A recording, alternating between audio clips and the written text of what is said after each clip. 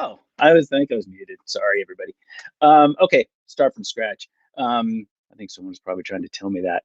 Yeah, audio not working. Thanks, Riley. Appreciate it. Yeah, I'm the older of Daniel and I, so the technical stuff, it's like it always kind of gets goofy sometimes with me. Okay, so yeah, Open Class 64, got some emails. Thank you for being on, and let's get it start again. Let's go to that first email from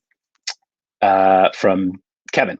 Okay, it's on intensive sleep retraining. Wanted to ask you some questions. 29-year-old grad student with severe insomnia. Since I came out as an alcoholic last year, sleep has been the biggest issue for me. I'm now dependent on sleeping pills and am struggling to keep up in school. I'm wondering if you know of any sleep clinics that offer intensive sleep retraining. I tried standard cognitive behavioral therapy, but it was not working for me and I feel out of options. Thank you, Kevin. Okay.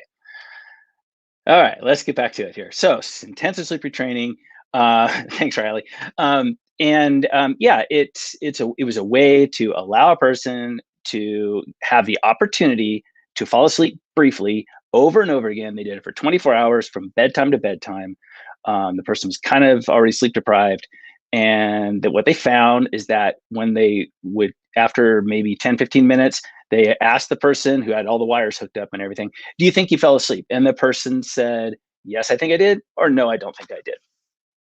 And the technician said, oh, you are correct, you did fall asleep, or you're incorrect, you didn't fall asleep, or whatever combination. Is like a 2x2 set of combinations of possible answers. So what it did was it improved the awareness of the person with insomnia. It improved their awareness of whether they were just asleep or not. And what happened is that they found it was reasonably effective, and it seemed to last for months afterwards. So they think it was like a learning experience that was happening. It wasn't just sleep deprivation. Intensive sleep retraining has a horrible name to it. Intensive sleep retraining, like, that, how does that have to do with anything? Well, yeah, it is a horrible name.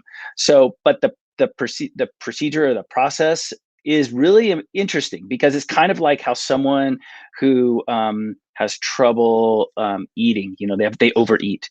They don't really perceive being full very well, and that's a big problem. Well, it's similar in ways to someone with insomnia. They often don't feel like they perceive getting sleepy or having just slept.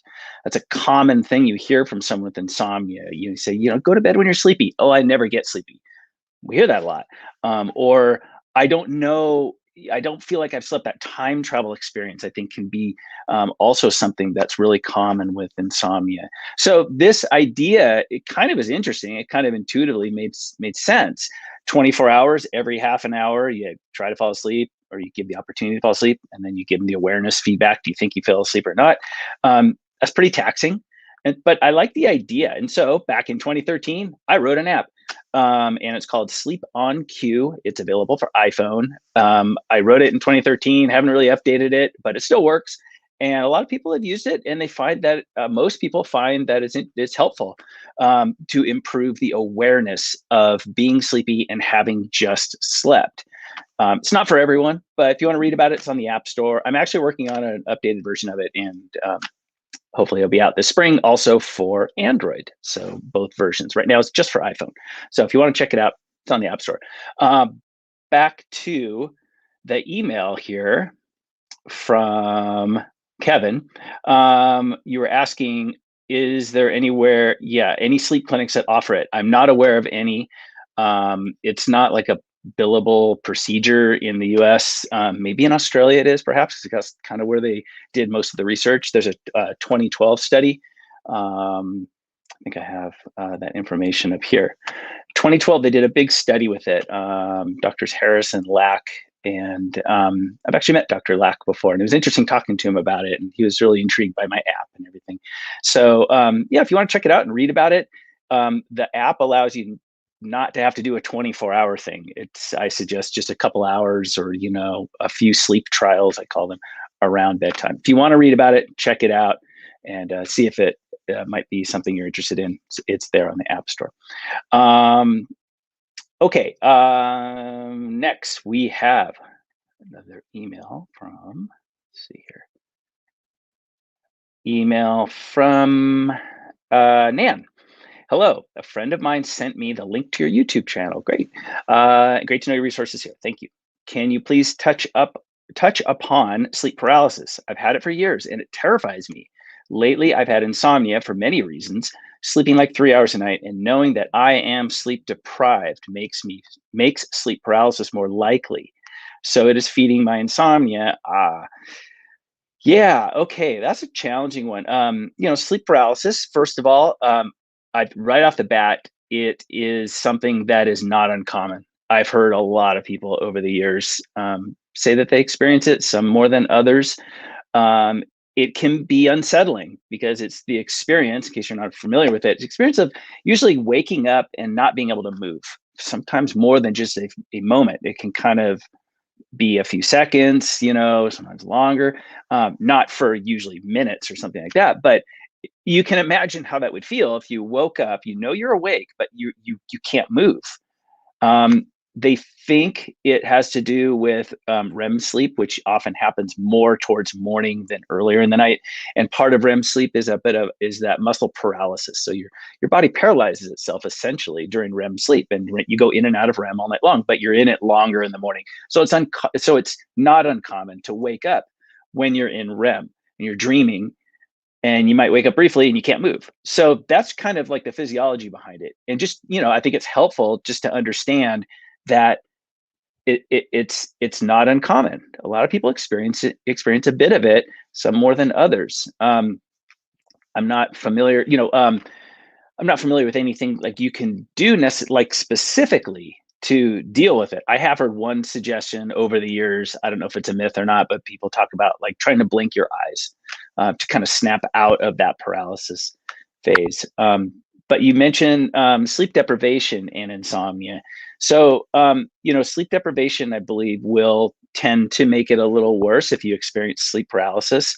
So you're exactly right there. But, keep in mind that this is a good point, a good time to discuss briefly the difference between sleep deprivation and insomnia. They're not the same, but they can overlap. And that's, I think, one thing that people are unclear of a bit is that they think they either have insomnia or they're sleep deprived. Well, you can have an overlap, and that overlap can be a challenge. But what I'm getting at is it's insomnia primarily.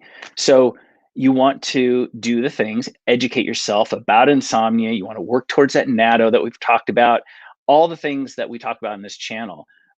There's also, I believe, a playlist, I think, on this YouTube channel. So if you go in one of the earlier episodes with Coach Daniel, he lists the playlist there. And I believe there's one there. I think it's helpful to just understand it's not uncommon, and it's not, in and of itself, it's just something that happens. It's not a pathology that, you can, take medication for anything. It's nothing like that. So I think just working with the concepts that we talk about here to help with insomnia, reducing the hyperarousal, I think you might find that starts to have secondary effects, benefits, and that might be one of them. Okay. So hopefully those are just some words of assurance there for you. Obviously, nothing here is medical advice. If you have any specific medical questions, ask your doctor, of course. But those are just some thoughts about sleep paralysis. Next email let's look at and thank you, Nan, for writing. Appreciate that. From Jude. Hi, sleep coach. I would like to ask questions regarding my case. I would like to know your side. In CBT, we can't do other things on bed, like using gadgets before sleep. When this was applied to my case, I felt like it was being controlled. There were times I did not follow the restrictions and I used gadget, so I will fall asleep, and I think I sleep good. That night, it made me feel like, oh, I'm perfectly fine. I don't need to follow certain rules. But of course, there is a fear that the disorder might come back again. What do you think I should do? Another question, is it really advisable to avoid naps?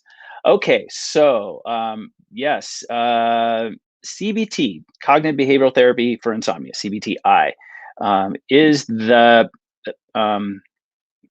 main non-pharmacologic method that is employed for chronic insomnia. But there's some problems with CBTi, and we talk about it on this channel. Anyone who's done CBTi, you realize that it's mostly focusing on the sleep drive,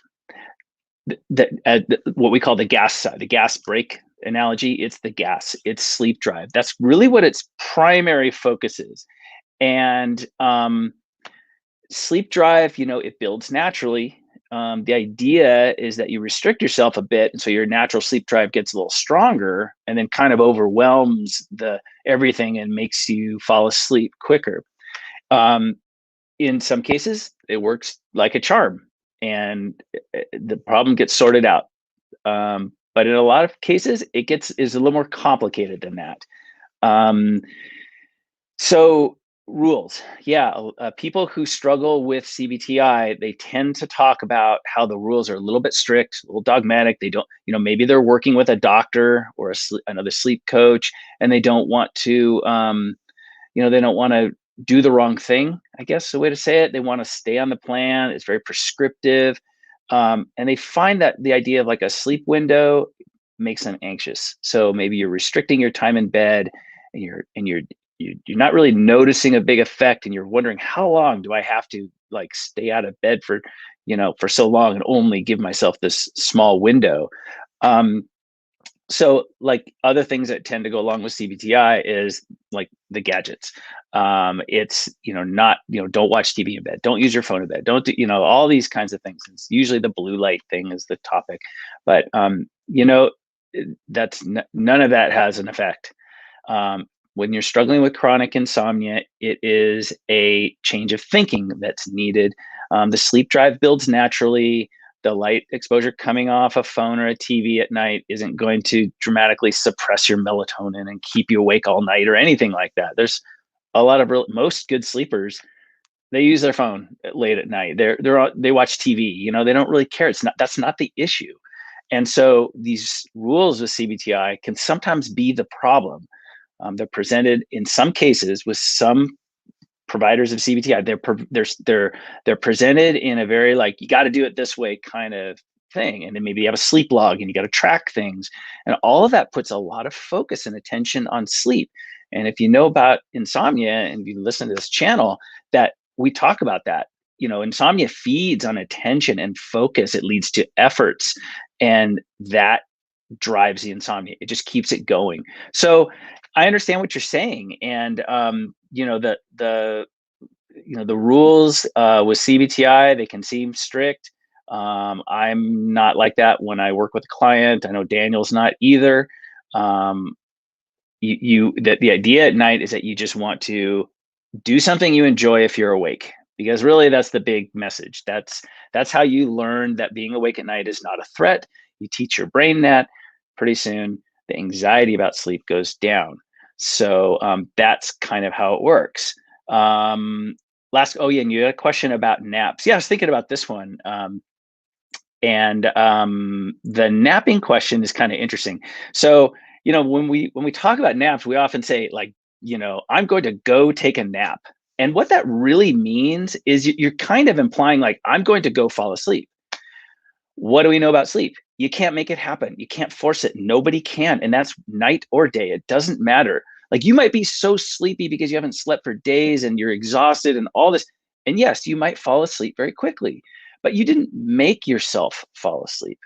So the idea of going to take a nap is kind of, it's a bit problematic. It just like the words themselves, they kind of imply like you have to do something a certain way to take that nap.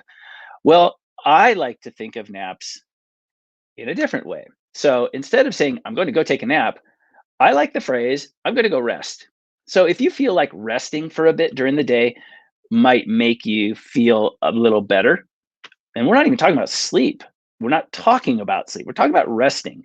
So resting for 20 or 30 minutes, some people really like that. It's just a way you get off your feet, you relax your eye, close your eyes, so it might just be a very nice, comfortable experience. If you have the time and you feel like it might be a nice thing, it's perfectly fine if you're doing CBTi and you just rest a little bit. Napping or sleeping during the day gets problematic when the sleep episodes get longer and later. So longer, later naps, problematic. They will start to disrupt your night of sleep. Shorter, earlier afternoon, naps, not a problem. There's no impact there on your night. Some people, they rest a little bit and they might just kind of doze off briefly, like a couple times. And then maybe after 20 minutes, then they're just done. They just get up. And they often report they feel a little bit better, just like a little bit of restoration in how you feel. You feel more comfortable, a little more alert, perhaps. And I think that's fantastic. But I encourage people to use the phrase, I'm going to go rest. And maybe they do it on a regular basis if they have the opportunity to do that. And it can be very helpful. So instead of thinking of a nap as a mandate to sleep for a little bit, think of it as an opportunity to rest. And I think that kind of helps with the benefits of a little bit of daytime inactivity. Whether or not you fall asleep, you might not even know if you did. It doesn't matter. Give yourself a little rest opportunity if you feel like it might make you feel a little better. So just want to share some comments about napping there. Let's see. We have check out some comments here. If you want to join live, you're welcome to submit a question. Thank you again, Riley, for being on. Appreciate that. My microphone was down at the start, so we recovered. Okay. Let's go to another email here, and that Jude. Thank you for writing, Jude. Appreciate that one. David, if currently unemployed, what would be the best approach during the day? Okay, so that was the email. So, David, I think if you're unemployed and you're struggling with sleep, sometimes it's the loss of structure during the day that can contribute to sleep getting elusive at night. Say what you will, a regular schedule really helps stabilize that circadian rhythm, that rhythmicity, the predictability of sleep. When someone is unemployed, there's probably some stress, there's lack of structure, and the one thing you can do, I think the one helpful thing is simply try to be consistent in your morning, and maybe an alarm clock or someone else who's around. Don't sleep in, don't throw in the towel. Like, don't say you can't sleep, so at 3 a.m, whatever, you're just going to turn on all your lights and make breakfast and just like start your day. On the flip side, if you've had a rough night and you're just struggling, you stay in bed late into the morning or early afternoon, that's also problematic. So your brain likes a little bit of consistency in that morning, not strict, not like to the minute. When I'm pressed, because people say, well, what do you mean? Like, when should I get up? Like, how consistent? I try to say maybe like an hour or two of variance. So, if someone's really struggling and they normally get up anywhere from like 4 until 10 or something, I might say, hey, how about for a little while, you set your alarm for like 8 and you just like go with that and see what happens. Regardless of the night, doesn't matter. At 8 o'clock, you start your day. Anything before that, you might not be sleepy. You might not even stay in bed. You might want to get out of bed for a little bit, but you don't start your day. You don't turn on a bunch of lights. You don't go through your morning routine until 8 o'clock. On the flip side, if you're asleep at 8 o'clock, the alarm wakes you up, and then you kind of get yourself together and just start your day. So, a consistency in the morning. Your question, what if you're unemployed? That's a big thing that I think gets lost when someone doesn't have a work schedule. So hopefully that was helpful. And thank you for your email. Appreciate that. Let's see, what else do we have here? We have comments. Okay. Oh, it's Jude. Hey, Jude. All right. Yeah, let's see. There you are. My query has just been answered. Jude here. Thank you. Great. Super excited that you wrote in. Appreciate that. And any questions at all?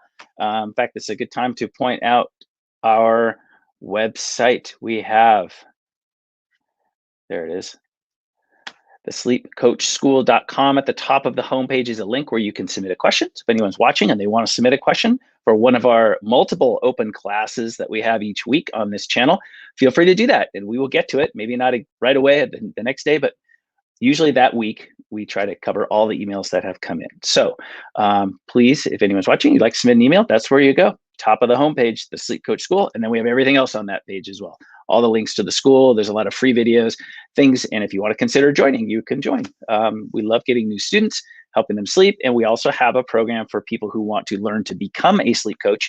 And we kind of guide them through that process and how to interact with clients who are struggling with sleep. And our two groups interact. We have our coaching program students interacting with our certification students. So yeah, it's a great community. It really is. That's where it is. It's all at sleepcoachschool.com. Encourage everyone to check it out. And thank you, Jude, for your question. Okay, or for your comment, your question and your comment. Appreciate that. Okay, so let's go to our next email here. All right. And I think we got one more, I think. Let's see what we got here. From Sarah. Please, can you give me any tips on being less hyper-aroused? Have chronic insomnia and am not sleeping at all. So desperate. Okay, yeah, Sarah. Yeah, I can. So tips on being less hyper-aroused starts with education. It is education. First and foremost, you have to understand sleep, understand insomnia, understand how insomnia kind of keeps going, the thought processes that are associated with insomnia, and of course a little dash of normal sleep. Learn about sleep. It's kind of like that. Part of it is like like a fear of the unknown. People don't know about something. You're more likely to be anxious about something that you don't really understand very well. So learning about normal sleep, then turning and learning more about insomnia and how it starts and how it keeps going, how it perpetuates, and ultimately how to get to what we call natto, not attached to the outcome. That is kind of like, it's not like your goal really, or like it's sort of a destination, I guess, but it's just like a thought process. It means you've got to the point where you are not attached to your sleep. Your sleep is independent of everything. Your night, it doesn't matter. Good sleepers, they will share. If you want to know what natto really is, go find a good sleeper and ask them about their sleep. Say, how do you sleep? How do you do it? You seem to sleep well. And they would look at you. They'll probably look at you like they're very confused with the question. They don't understand the question. But that is someone who is not attached to the outcome of their night. Some nights are shorter, some nights aren't. Some nights they might be up a few more times. All these kinds of things, but they're not attached to it. It's like a separate occurrence. It's like they aren't wrapped up in it. They're not trying things to sleep better and trying to generate sleep and all of that. They just know that they just sleep, and some nights it's better than other nights, but it doesn't matter. It doesn't affect them. So I think that's the best way to describe natto, which we also sometimes call insomnia immunity. So it's just another phrase, another way of saying the same thing. And there's lots of ways to get to this natto place. People get there in different ways, but thought work is often involved. So education plus thought work usually gets you there. Sometimes quicker than others. Everyone's different. You just don't know. And sometimes you have to revisit this if sleep gets better for a while, and then you always have it with you. You always have these concepts and these ideas, so you can change your thinking anytime it's necessary. You can work on it. And that's what we do at the school. We work on thinking. So hopefully everyone can check it out. If you have not been to the website, thesleepcoachschool.com. Love to see you there. So, okay, I think that's good. Thank you, Riley, for letting me know my microphone was off earlier. Appreciate that, and everyone else. And Jude, thank you for being on, and glad we got to your question. Any other questions? Just go to the school right at the top of the page. We will get to your question later this week. Okay, have a great rest of your day, everybody. Take care. Bye-bye.